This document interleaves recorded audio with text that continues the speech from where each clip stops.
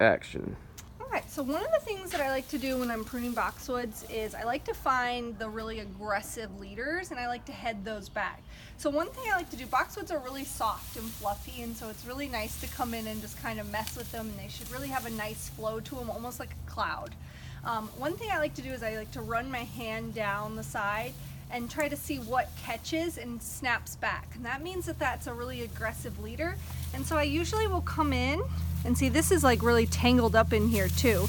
So what I like to do is head those really aggressive leaders back and kind of poke a hole in there. And this is where the sunlight and the airflow is going to come in. And I do that all throughout the whole boxwood. And I'll kind of pepper that in all around. I work from one side of the boxwood all the way around, top to bottom.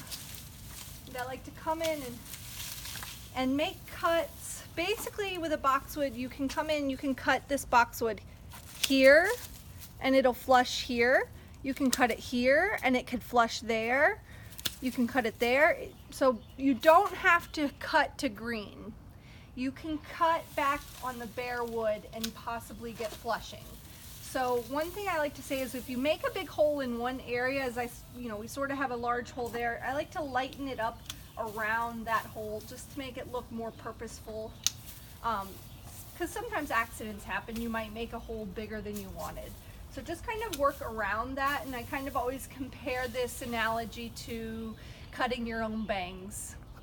Sometimes you just gotta stop. You're not gonna make it better. So if you feel like you've gone too far, just stop. And coming in and thinking about your shape as well. I want these to be a nice round boxwood, so I'm going to take some of these aggressive, strong leaders at the top. I'm going to take them back, and this should really help with the overall shape of the boxwood.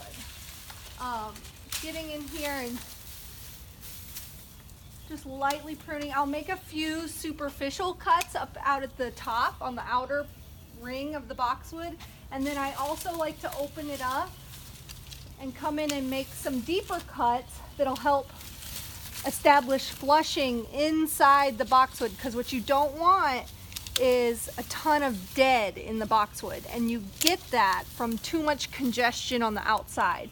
Your boxwood should not be a shell. It should not be empty on the inside and green on the outside. You want it to be full from inside out.